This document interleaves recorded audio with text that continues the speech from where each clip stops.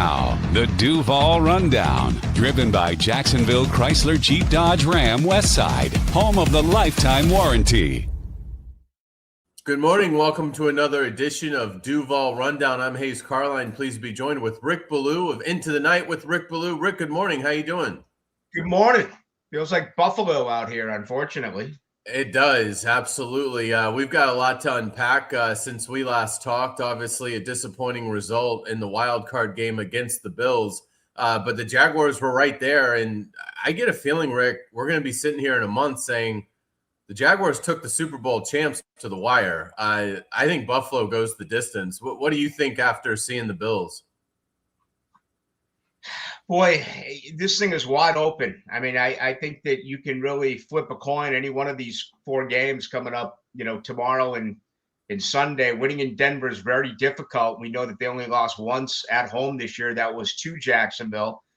Can Buffalo win now consistently on the road? They've always struggled in the playoffs to do so under the current regime. I mean, their victory against Jacksonville was their first on the road since 1992, but they're the best player in the country. They're the best player in the NFL. And, we looked at all the reasons why Jacksonville let that one get away. Let's be honest here. The best player was Josh Allen. He played mistake-free football. He found guys like Brandon Cooks with the game on the line. And I tend to agree with you. You look at what's going on outside of Matt Stafford, who's won a Super Bowl, Brock Purdy, who's been to a Super Bowl. Then you have Josh Allen, who has, I believe, 7 or 8 now playoff wins. Yeah, 8.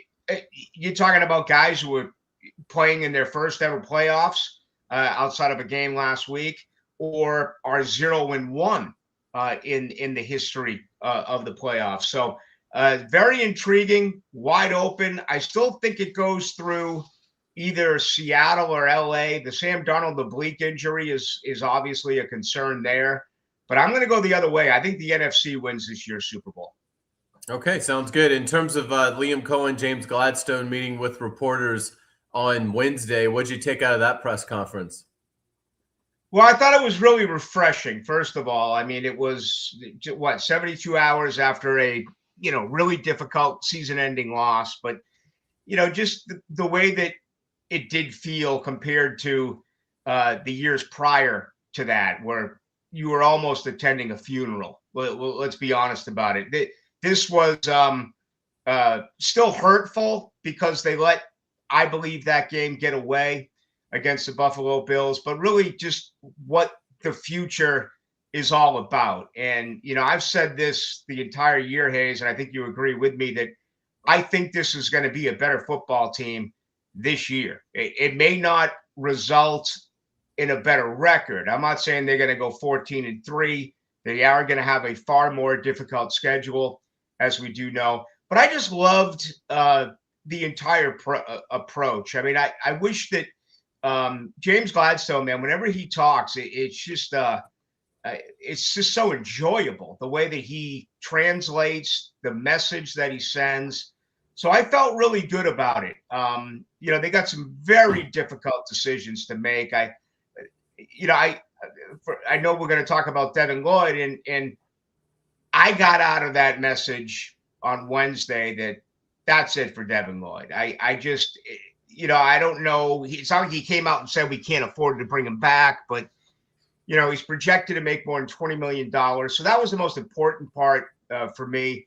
I love what they said about Travis Hunter. I like what he said about the offensive line. I like what they said about, coordinators who are going to interview for other jobs. I thought it was a really good 32-minute conversation. Yeah, and Devin Lloyd, I think, is the biggest conundrum of the offseason for the Jaguars. When you look at, obviously, Travis Etienne, because of the nature of the position, you're probably letting him move on. But in terms of Devin Lloyd, that one's tough. I mean, second team All-Pro. And I almost think there's an element, too, of like, you'd kind of like to know if Anthony Campanile is back.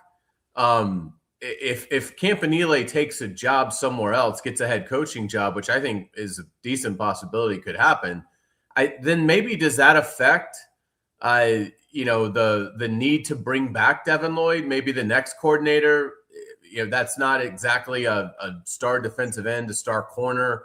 It's not saying it's not an important position, but it's not at the upper echelon of importance. I'm curious to see the mechanics of how this works. Obviously, they'll know on Campanile in the next couple of weeks. You would think by that point all 9 will be filled, not 2 or 3 weeks, depending on if a club's waiting for somebody that's coaching in the Super Bowl. But that wouldn't apply to Campanile. So, I wonder how much like Campanile's scheme is they're crediting it for, and how much of it was Devin Lloyd's growth, because we just really hadn't seen that kind of play out of Devin until this year. And to his credit, it was a spectacular season. But you have to ask yourself, was it a kind of a one-off because he just got with the right coordinator, or is he really grown into a dominant player that you really don't want to let walk out of your building? I think it's a big risk. And I was actually talking about this yesterday on my show. I'll date myself here a little bit. It's not the perfect analogy, but it almost reminds me of when Jacksonville acquired Bryce Paup, and they brought Bryce Paup into a different system. Well, you could talk about systems, but Bryce Paup was so successful because in Green Bay, he played on the other side of Reggie White. In Buffalo, he played on the other side of Bruce Smith.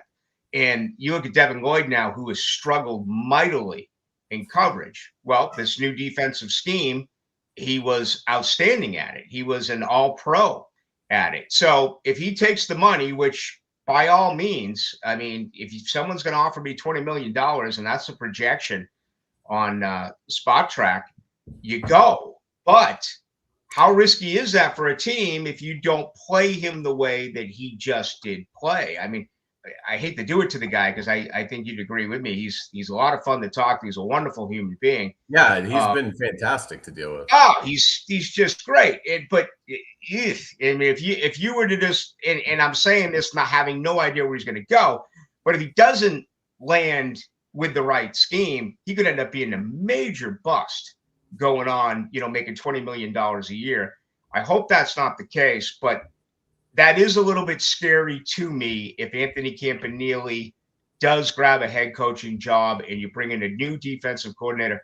This is exactly why I made such a big deal last year at this time about hiring a head coach that's going to call plays, because you can lose your defensive coordinator and you got to start over again. You can lose Grant Udinski and you got to start all over again.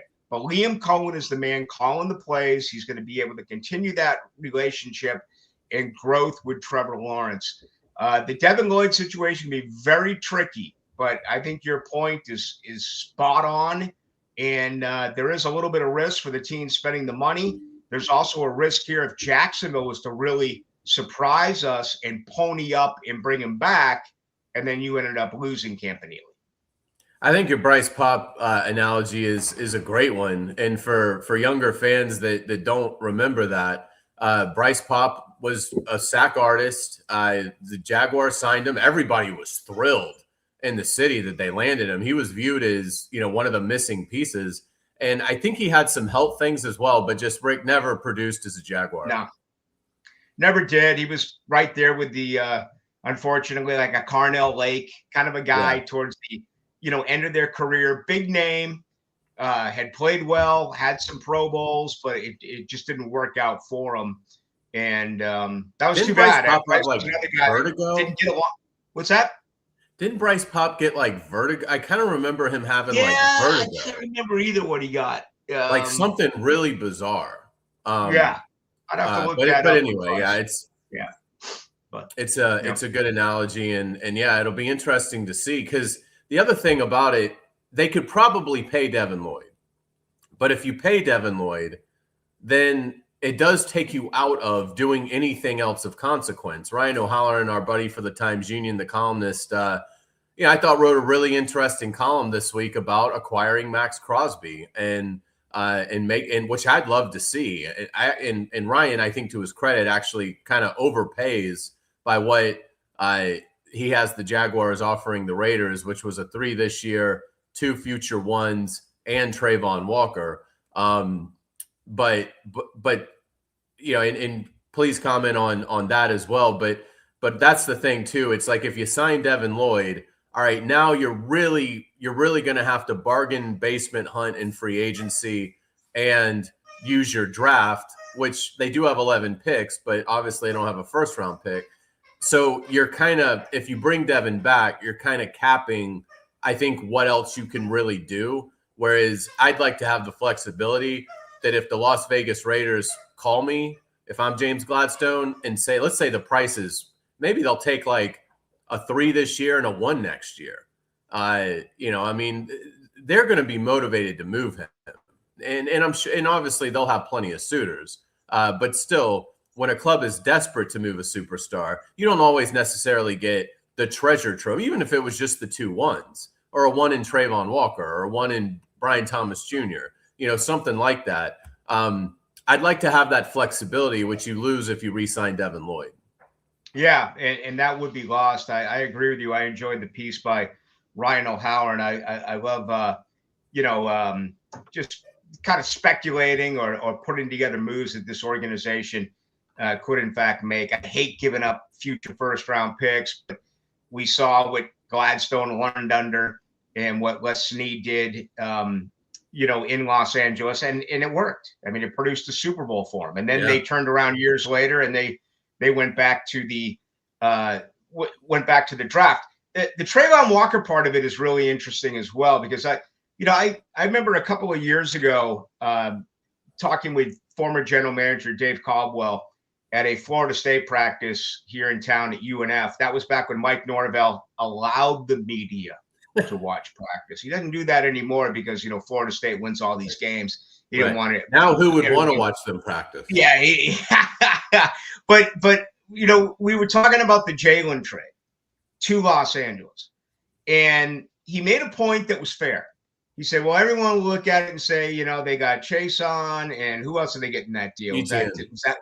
What's that? ETN. Yes. Okay. So they look at the deal and say, all right, well, you didn't get the worth for Jalen Ramsey. And he goes, but you also have to consider this point. When they moved Jalen Ramsey, you probably moved close to $100 million worth of salary, which would have had to have fit underneath the salary cap structure. I think this organization loves Trayvon Walker. I'd be really surprised if they moved him. But let's face it here. This is going to be a problem. I mean, his agency is going to ask for close to Aiden Hutchinson type of money, which is $45 million a year. I think everyone who watches Jaguars football thinks that Trayvon Walker is a really good football player. Would he actually be better inside than outside? But, they're faced now with the market value and where are they going to pay him? Where is his where is his side going to agree on terms? And you get a guy who is a true natural pass rusher in Crosby. Does make a little bit of sense. I still would be very surprised if that happens because they're already without a first-round pick this year, as we know, in the trade they made to get Travis Hunter. Yeah, without a doubt. Jacob Simon's helping us out on Duval Rundown. We always appreciate Jacob's efforts. Jacob, let's say hello to our sponsor, please. Baloo for Jacksonville Chrysler Jeep Dodge Ram Westside, your locally owned commercial truck headquarters and proud partner of the Jaguars. For hard-to-find ProMaster vans or commercial trucks for your fleet, visit jaxwest.com today. Rick, you were talking on Into the Night about the offensive line. I thought you had some really good comments about that group. Kind of walk us through your offseason, plan for the offensive line and the state of it as you see it. Well, someone's got to go. And I mean, go out of the starting 5, not necessarily go off the roster. To me, Cole Van Lannon, you just paid him $51 million. He's a starter next year. Okay. Is he left tackle? Is he right tackle? Do you move Anton Harrison finally to left tackle? Is he guard? Is he a guard? I think Wyatt Milam earns a starting guard position next year. So, there's 2/5 of your offensive line. My guess is Robert Hainsey stays for at least one more year, but I think they really do like Jonah Monheim. I believe he's the future. Then you had Macari dealing with this injury and what have you. The Walker Little situation is problematic. That's a massive salary. I don't think you could get anything for him in a trade. I may be wrong. James Gladstone, at least when he picks up the phone now and calls these other 31 general managers it's not going to say Trent Baalke spam. Okay, you're going to answer the phone call, and you're going to talk to this guy. The phone about hisses what he instead of wants. ringing.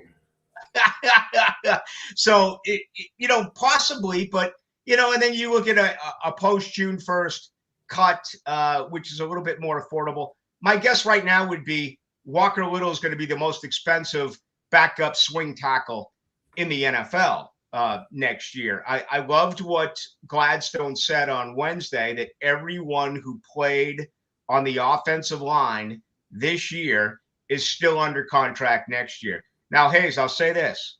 You still have to address this. I don't think you can afford to in free agency with other team needs, and they don't have a first-round pick. But whether it's Friday or early Saturday, this organization, and I believe they're going to do that, because not only with Tony Baselli, but remember when Gladstone got here and when Cohen got here, how they both really stressed the importance of the offensive line. In a lot of situations, if I remember correctly, they weren't even asked about it. They just went on and mentioned it as they were answering questions from us in the media. So I think they get it, that the offensive line is absolutely huge. They're stocked right now. They got to get healthy, but there's going to be some really good competition. I think it's an offensive line that is going to get better, but I also absolutely expect them to add in the draft. Without a doubt. And again, they've got 11 picks. So obviously you start with 7. For them to have 11, to me, it makes up for the fact they don't have the 24th or 25th pick that they're sending to Cleveland in the Travis Hunter deal. If you've got 1 second and 2 threes, which is what they currently have, one of those 4 is going to be an offensive lineman. There's just no way around it. And not because it's a need. It's just that's what you should do. I mean, yes. You get a 3rd-round offensive lineman. Normally, those guys can play right away and play at a high level. They did it last year with Milam, and he got hurt. But they seem very optimistic about what he will be. And they, to your point, Cohen and Gladstone have repeatedly brought up that season when they both were with the LA Rams and the offensive line got decimated, and it broke the offense. They weren't functional. So I think they will always try and have, 8 guys at a minimum that they really feel like can play. But I'll go a little bit against you on Walker Little. I think he's getting traded, and I think he'd have a decent market just because of the scarcity of the position. It's just hard to find competent left tackles. And Walker Little struggled against the Bills, did not play well with the 2 penalties. But he is somebody you can put out there and feel at least somewhat good about. And there's a lot of teams in this league right now, they can't say that about their left tackle. Now the draft's pretty good. It's a terrible draft overall. But in terms of offensive line, it looks like it's at least decent. But I would think, I would think they could get a 5th, 6th round pick for Really? Walker Little. I don't know how much it really helps them economically. I don't think it hurts them, but I don't think they get any sort of great savings because Walker Little just is so close. I mean, he just signed that extension basically like 12 months ago. So I don't think they get any great financial relief, but it doesn't really make sense to keep him, in my opinion. And I do think they're not going to get anything crazy, but I can't imagine there wouldn't be a team out there that's desperate for offensive line, particularly tackle help. And the fact that Walker showed he can at least be serviceable inside when he was filling in at right guard for McCary. So I would expect Walker Little to get traded, but it will be interesting to see because they probably have the most offensive line depth of any team in the league right now. And guys with range. And Little actually played fairly well when he moved to right guard. We know he's always struggled trying to play right tackle. Yeah, that'd be a huge dead money. The dead money there, even in the Tyson Campbell deal, I believe they're eating more than $19 million in dead cap this year, but they were like over $84 million in dead money last year. I mean, they gave up more than $40 million to say goodbye to Sheriff, Ingram, and Kirk. So, and by the way, our listeners are very intelligent. If they don't know, the dead money means nothing to you and I. It just applies towards the overall salary cap, like your roster, like your practice squad practice squad, like your guys on IR, and you add the dead money, that all goes into the, the grouping of what goes against your salary cap, which, we're waiting on the official numbers. We'll get that at some point here moving forward. If you can get a 5th-round pick for Walker Little, I would do it. Now, there are others out there who may say, no. You get too many injuries in the offensive line. Walker Little wasn't perfect, but I'm going to keep him on this roster again and see if he can win that job. I tell you what, you can really make a case for 4 different left tackles to begin the season for them in September. You could say Walker Little. You could say Cole Van Lannon. You could say the move of Anton Harrison from the right side, the left side, or you could say they add someone else. Yeah, without a doubt. And one thing as we wrap up here, the other thing with Walker Little is if I was James Gladstone, I might approach his agent and say, look, why don't we do this? He's not going to start here, and we know that's what he wants. Can we restructure this deal, have him take a pay cut, but then you guys find your home. You guys pick it. We'll trade you to, as long as we're getting a pick, we don't care if it's 5th, 6th, 7th, whatever. You know what I mean? Work with the player and the player's agent to say, look, if you help us out economically with this, then we'll let you pick your spot. And then you guys pursue, your next club, and we'll deal you to that club. So again, I don't know if I would imagine that is possible to do. They'd have to be receptive to it. But Walker Little, to me, isn't going to start. I mean, unless there is an injury, I don't think there's a spot for him with the 5. If I had to guess today, I'd say it's Anton Harrison at left tackle, Ezra Cleveland at left guard, Hainsey at center, McCary at right guard, and Van Lannon at right tackle, and then Milam and Monheim are your top 2 backups, and you probably draft somebody. So I don't think there's a spot at the end in terms of the starting 5 for Walker Little. I mean, unless he had like the greatest offseason of his life. But I definitely don't think he's starting at tackle. They're not benching Anton Harrison, and they just paid Van Lannon. So, I don't.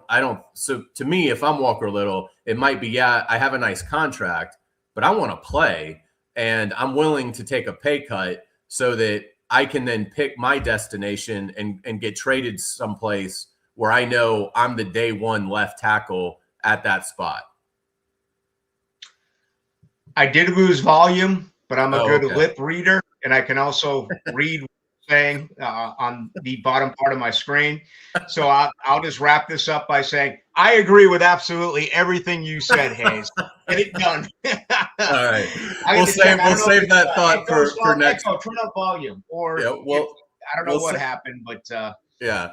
That's totally fine. We'll save that note for next Friday. And we are doing Duval Rundown throughout the off season. I appreciate Rick staying on with us. So it'll still be Frank Frangie on Monday, Ryan O'Halloran on Wednesday, and Rick Ballou on Friday. We might adjust somewhat like we did this week. We did Duval Rundown with O'Halloran yesterday because Cohen and Gladstone spoke to the media on Wednesday. So there was no point in doing a Duval Rundown an hour before they were going to meet with media. So we may shift, but for the most part, it'll still be 3 times a week, and most likely Monday, Wednesday, Friday. But we might adjust that somewhat depending on breaking news and things like that. But that's going to do it for us today. Rick, thanks so much. Look forward to listening to End of the Night tonight. And we will be back on Monday with Frank Frangie. Until then, have a great day, and thanks for watching Duval Rundown.